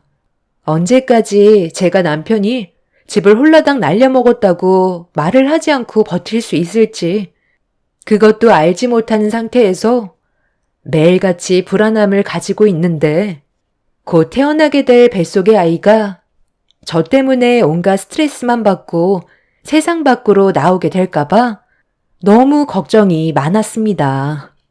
그렇게 하루하루를 버틴다 생각하며 살아오고 있었는데 어느 날 시모가 경매로 넘어간 저희 집에 오신다는 연락을 주셨어요. 너무 갑작스럽게 일어난 일이라 당황스러웠고 어떻게 해야 할지 몰라 발만 구르고 있었죠.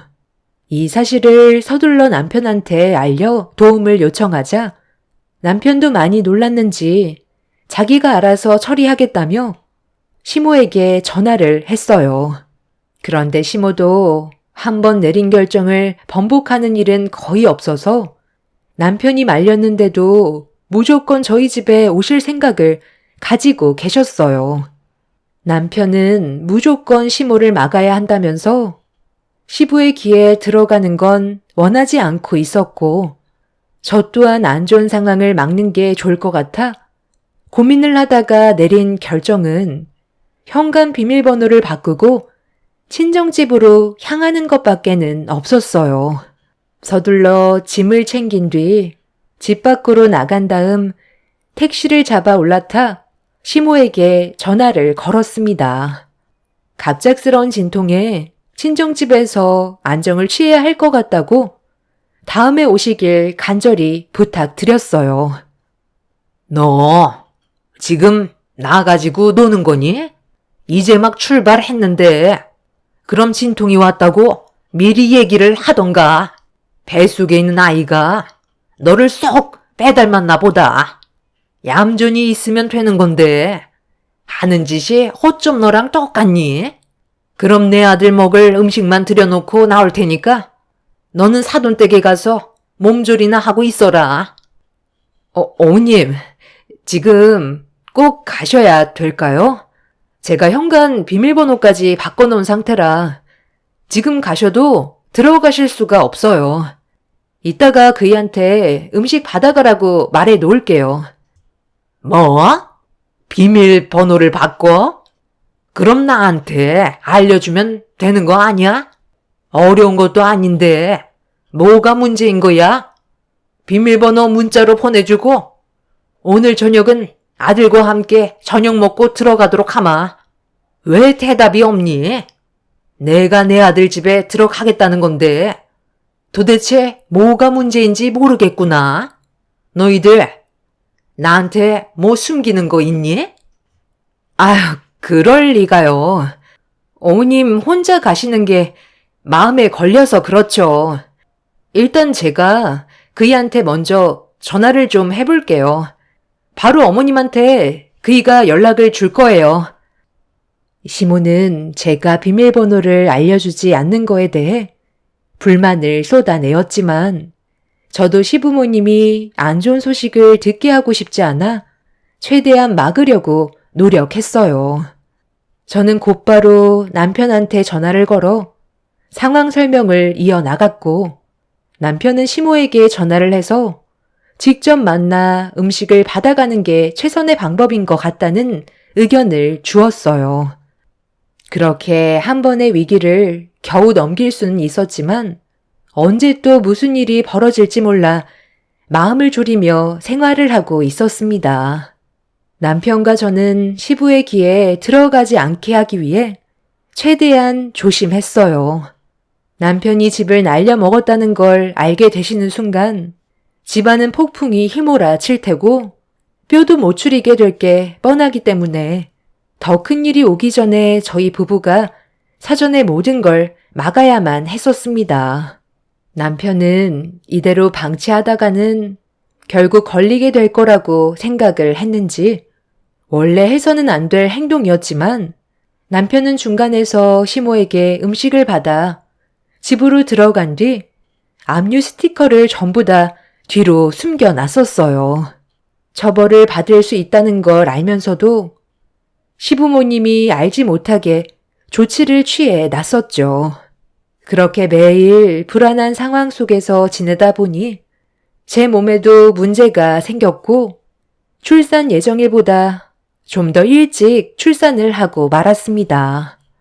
정말 다행이었던 건 주기를 다 채우지 않고 아이가 세상 밖으로 나왔는데도 건강 상태는 나쁘지 않아 관리만 잘해주면 큰 문제는 없었어요. 저는 부모님 집에서 일주일 정도 몸조리를 한 뒤에 부모님의 도움을 받아 집으로 돌아갈 수 있었습니다. 부모님께서도 사업을 하시기 때문에 시간을 계속 뺄 수가 없는 상황이라 부모님 집에서 계속 지내는 것도 한계가 있었어요. 부모님께서도 집이 경매로 넘어간 건 모르고 계셔서 남편과 제가 잘 지내고 있는 줄로만 알고 있었죠. 남편은 시모가 저희 집에 한번 오시려고 했었을 때 불안함을 많이 느꼈는지 경매를 취소하기 위해 퇴근을 한 뒤에 대리운전까지 뛰며 당장이 급한 불부터 끄기 위해 노력을 하고 있었습니다. 발등에 불이 떨어지고 나서야 남편이 정신을 차린 것 같아 한 고기만 넘기면 숨통이 트일 줄 알았어요. 저도 육아에만 집중을 할 수는 없어서 집에서 할 수 있는 또 다른 일들을 찾아보았고 저희 부부는 주어진 환경 속에서 최선을 다해 살아가고 있었어요. 하지만 이제 막 세상 밖으로 나온 아이는 저에게 많은 시간을 허용해 주지 않았습니다. 제대로 된 생활 자체가 불가능했었고 잠 한숨 잘 수 없을 정도로 아이한테서 손을 뗄 수가 없었어요. 체력은 이미 바닥이 난 상태라 이를 알아보기에는 어려움이 많았습니다. 여러 가지로 힘겨운 날들이 계속해서 이어져 가고 있던 어느 날, 평소에는 집에 오시기 전에 항상 연락을 주셨는데, 그날은 저에게 전화 한 통 없이 오셔서 아무런 준비도 없이 문을 열어드려야만 했어요. 몸도 전부 회복이 되지 않은 상태에서 육아에 지쳐 있다 보니 갑자기 찾아오신 시모를 제대로 챙겨드리기는 어려움이 있었어요. 너 아주 반쪽이 됐구나. 내가 뭐라고 그랬어? 아이를 가지는 순간부턴 인생을 말아먹는다고 했었지? 이제야 내 말에 조금은 공감이 가니? 힘들기는 하지만 그래도 웃는 날이 더 많은 것 같아요.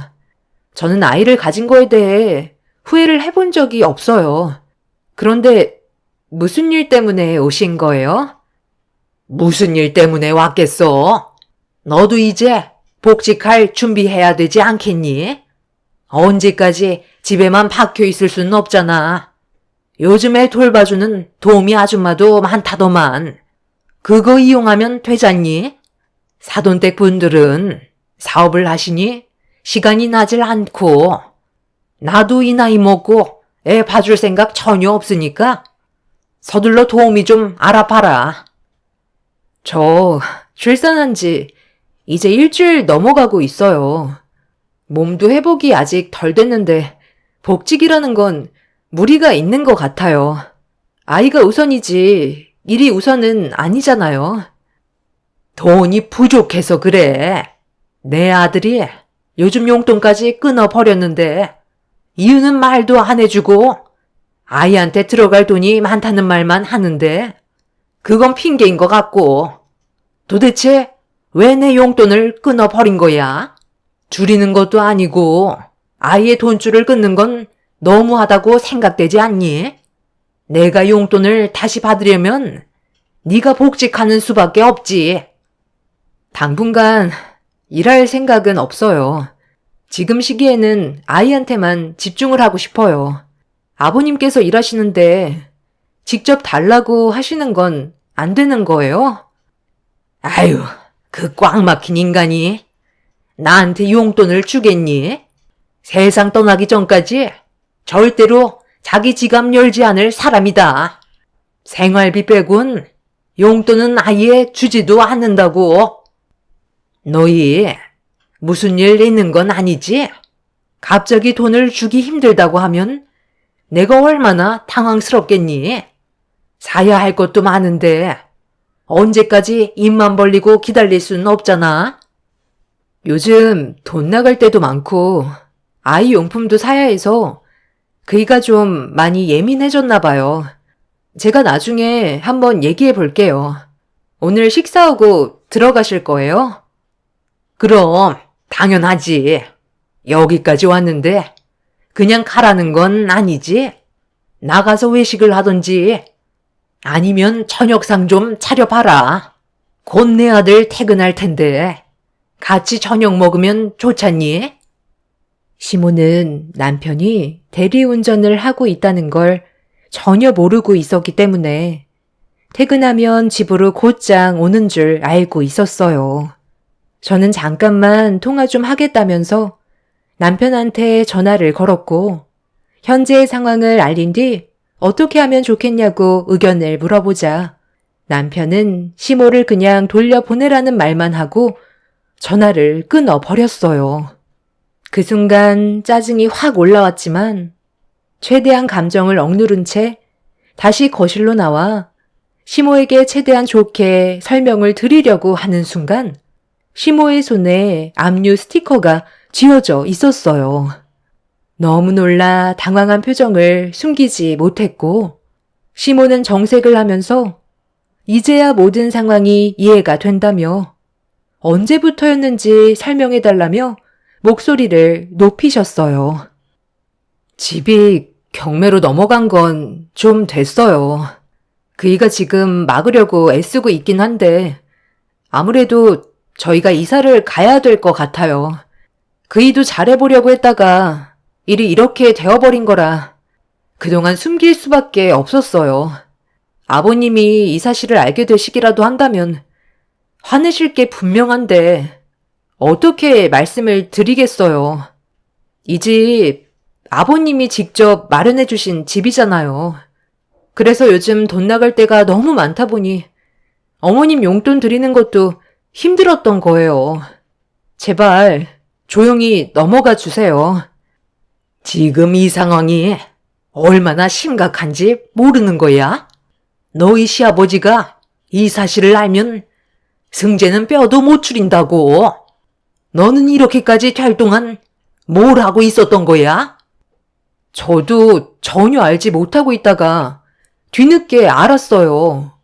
저도 어느 정도 몸도 회복하고 아이도 어린이집 보낼 수 있을 정도가 되면 그때 일자리 알아볼 거니까 너무 걱정하지 마세요.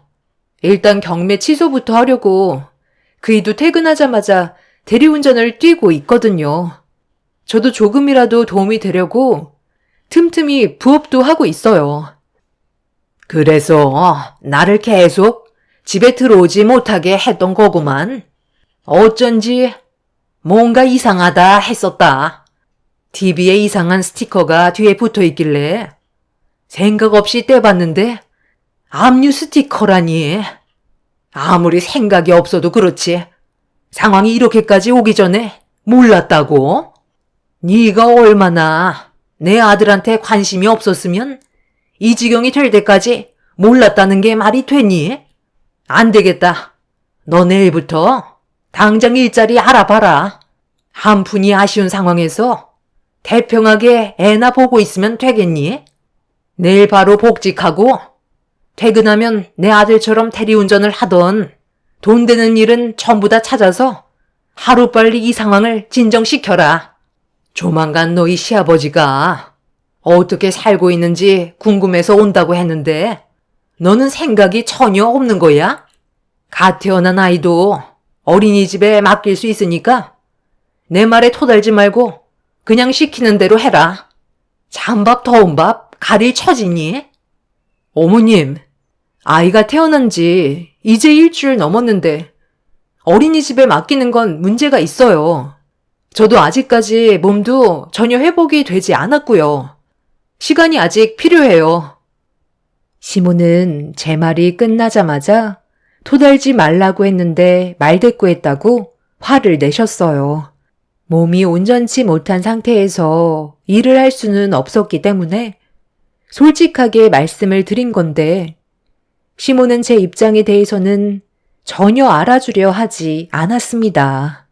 그런데 시모가 시키는 대로 제가 움직이려 하지 않자 화가 나셨는지 갑자기 저를 끌고 집 밖으로 내치셨어요. 몸이 회복이 덜 된 상태라 시모에게 저항을 할 수 있는 힘도 없어서 그대로 밖으로 내쫓길 수밖에 없었죠. 시모의 갑작스러운 돌발 행동에 당황한 저는 신발도 신지 못한 상태로 밖으로 내쳐져 기분이 좋지 않았고, 저도 그동안 정말 많이 참고 살았던 터라 결국 감정이 터지고 말았습니다. 그이가 전 재산을 탕진해버린 건데 제가 왜 아이도 돌보지 못하고 돈을 벌어야 하는 건데요? 어머님 아들이니까 어머님이 책임을 지셔야 하는 게 맞는 거죠. 저와 의논도 하지 않고 혼자서 독단적으로 행동을 해버린 바람에 저도 얼마나 당황스러웠는지 아세요? 지금 그이랑 살아주는 것도 감사하게 생각하셔야 되는 거라고요. 어머님 아들이 이 집을 홀라당 날려먹었는데 왜 제가 뒤처리를 해야 되는 건데요? 저희가 부부라서요? 저한테 한마디도 상의하지 않고 멋대로 행동한 그 사람이 잘못한 걸 저는 받아들일 수 없어요. 어머님은 손자가 태어났는데도 짐스럽게만 보시고 저희 부부가 어려운 상황에 놓여 있다는 거 전부 다 알게 되셨으면서 도와주실 마음도 없으시잖아요. 오로지 용돈만 바라시는 어머님과도 인연 끊는 게 훨씬 더 행복한 삶을 살 수 있을 것 같네요. 그래서 끝까지 고집 부리겠다는 거니?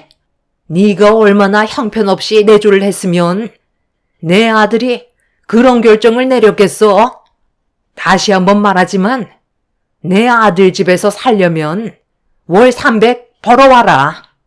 그래야 내 용돈 맞춰주고 빚도 갚을 수 있을 거 아니야. 아니면 사돈어른께 이 사실을 알려서 금전적으로 도움을 좀 받아보든지 해라. 그이가 펑크낸 걸 왜 저희 부모님이 떼워줘야 하는 건데요? 저는 그럴 마음 전혀 없는데요. 깨진 항아리에 뭐하러 물을 부어요. 본인이 저지른 일 알아서 처리하게 놔둬야 정신을 차리고 다음부터 쓸데없는 짓을 하지 않겠죠. 저도 그이랑 사는 거 지칠 대로 지쳤고 같이 살 마음 조금도 없었는데 어머님이 제 고민을 확실하게 결정지어 줄 수 있게 해주셨네요. 저 그이랑 이혼하고 어머님과도 인연 끊겠습니다. 이런 집구석에서 살 바엔 혼자 사는 게 100배 1000배 낫겠어요. 제가 이혼하겠다는 말을 꺼내자마자 시모도 화가 나셨는지 현관문을 열고 저에게 달려드셨어요. 분노한 시모를 온 힘을 다해 옆으로 밀친 뒤 저는 다시 집 안으로 들어올 수 있었고, 현관문을 걸어 잠근 뒤에 저희 부모님께 도움을 요청했습니다.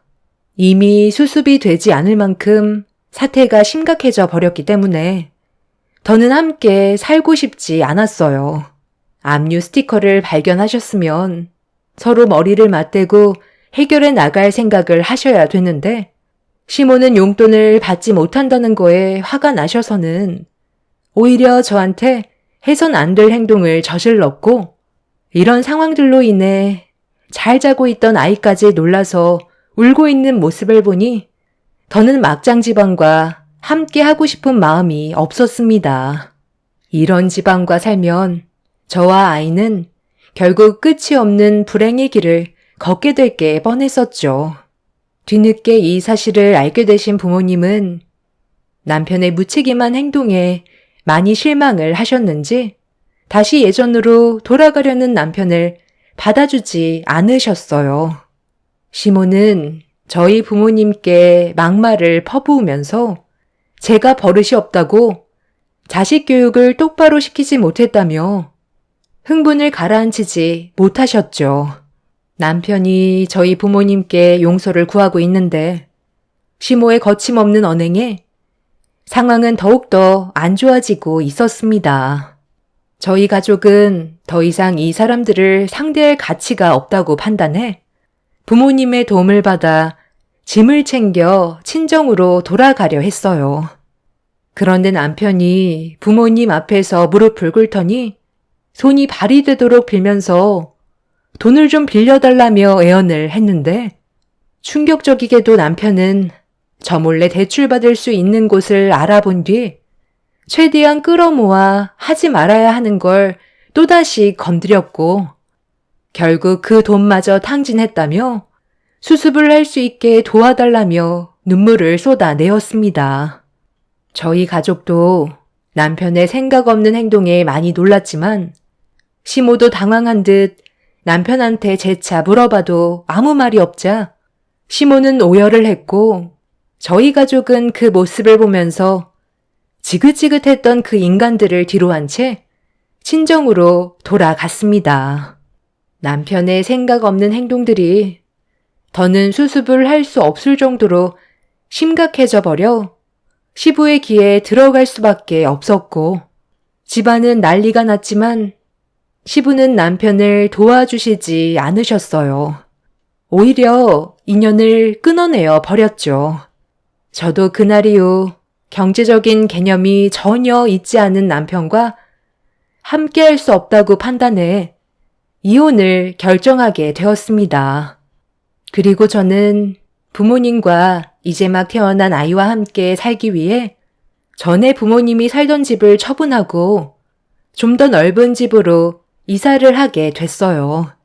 50평대 새 아파트로 입주를 하게 되면서 저희 엄마는 당분간 사업에서 손을 떼고 저와 아이를 위해 전적으로 도와주시기로 결정을 하셨습니다.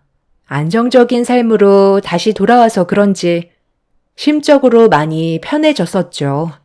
제가 선택한 사람이라 끝까지 함께하고 싶었고 남편이 모든 걸 해결하길 바랐었어요.